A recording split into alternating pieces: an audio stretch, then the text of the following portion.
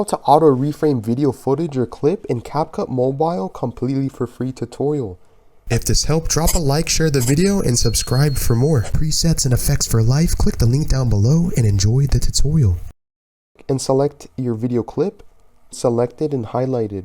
Then scroll to the right. Do you see the option Auto Reframe, which is next to Adjust and AI Expand? This is a pro feature, but you can basically adjust this.